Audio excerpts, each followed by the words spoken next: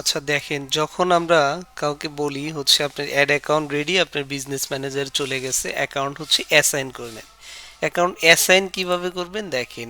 প্রথমে আপনি হচ্ছে আপনার ফেসবুকে ঢুকবেন। ফেসবুকে ঢোকার পরে অ্যাড ম্যানেজারে যাবেন। আপনি চাইলে সরাসরি অ্যাড ম্যানেজার লিঙ্কে ক্লিক করেও যাইতে পারেন, অথবা ফেসবুকে এসে এখানে অ্যাড ম্যানেজারে ক্লিক করবেন।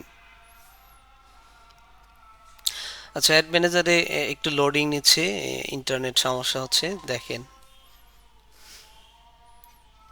আচ্ছা, এই যে অ্যাড ম্যানেজারে আসার পর দেখেন এইখানে হচ্ছে এটা আপনার ডিফল্ট অ্যাড অ্যাকাউন্ট, যার একটা ফেসবুক প্রোফাইল আছে তার একটা ডিফল্ট অ্যাড অ্যাকাউন্ট থাকে। এখন এই যে আপনার তিনটে বিজনেস ম্যানেজার আছে, কোন বিজনেস ম্যানেজারটা আমাদেরকে দিছিলেন, যেই বিজনেস ম্যানেজার দিছিলেন সেই বিজনেস ম্যানেজারে ক্লিক করবেন। দেখেন আমাদের এই ক্লায়েন্ট হচ্ছে এই বিএমটা দিছিল তার অ্যাড অ্যাকাউন্ট নেওয়ার জন্য।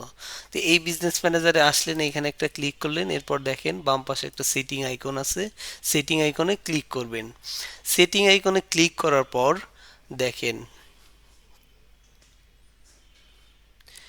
সেটিং আইকনে ক্লিক করার পর আচ্ছা, এর আগে দেখেন এই যে আমরা যখন বলি আমাদের একটা বিজনেস পোর্টফোলিও আইডি দেন বা বিজনেস ম্যানেজার আইডি দেন, অ্যাড অ্যাকাউন্ট নেওয়ার জন্য একটা বিজনেস পোর্টফোলিও আইডি বা বিজনেস ম্যানেজার আইডি চা হয়।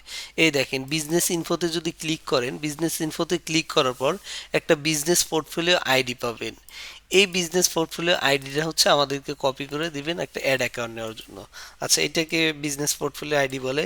যখন আমরা এই বিজনেস পোর্টফোলিও আইডিতে একটা অ্যাড অ্যাকাউন্ট প্রোভাইড করব, তখন দেখবেন হচ্ছে যখন বলবো যে আপনার ad account ready, ad account চলে গেছে, নিজেকে এখন অ্যাসাইন করে নেন, তখন ঠিক সেম এই ইন্টারফেসে আসার পর অ্যাড অ্যাকাউন্টে ক্লিক করবেন।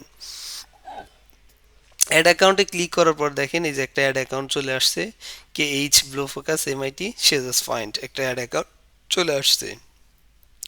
এখন এই অ্যাড অ্যাকাউন্টটা জাস্ট অ্যাসাইন করে নেবেন। অ্যাসাইন করার জন্য জাস্ট এইখানে একাধিক অ্যাড অ্যাকাউন্ট থাকতে পারে। আমরা যেই অ্যাড অ্যাকাউন্ট দেবো এইখানে একটা ক্লিক করবেন, ক্লিক করার পর অ্যাসাইন পিপলে ক্লিক করবেন। অ্যাসাইন পিপলে ক্লিক করার পর এখানে বলতেছে এখানে একাধিক নাম থাকতে পারে, একাধিক পিপল থাকতে পারে। এখানে যদি আপনার বাহিরে অন্য কোনো পিপল থাকে, সেক্ষেত্রে তাকে জাস্ট সিলেক্ট অল দিয়ে তার ওইখান থেকে এই যে মার্ক বক্সটা উঠে দিবেন। অর্থাৎ যাকে যাকে অ্যাসাইন করতে চান তাকে তাকে এখানে সিলেক্ট করে দিবেন। সিলেক্ট করার পর সবগুলা পপ আপ অন করে দিবেন, সকলে অ্যাক্সেস দিবেন। ওকে, এরপর অ্যাসাইনে ক্লিক করেন।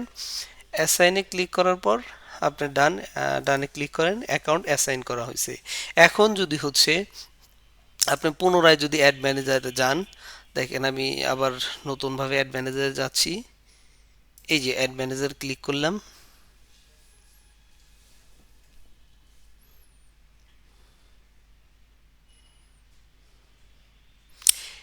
দেখেন আমার একটু নেটওয়ার্ক ইস্যু হচ্ছে, যেই কারণে প্রচুর লোড নিচ্ছে।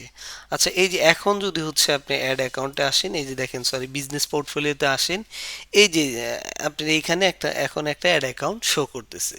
আচ্ছা, এরপর হচ্ছে এখানে একাধিক অ্যাড অ্যাকাউন্ট শো করতে পারে। আপনি যেই অ্যাড অ্যাকাউন্টের মাধ্যমে অ্যাড ক্যাম্পেইন করতে চান সেটা সিলেক্ট করলে আপনি হচ্ছে অ্যাড ক্যাম্পেইনে ঢুকতে পারবেন।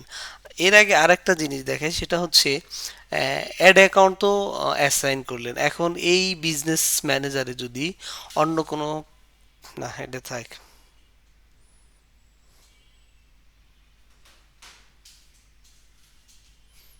দেখি ভয়েস কেমন আসলো।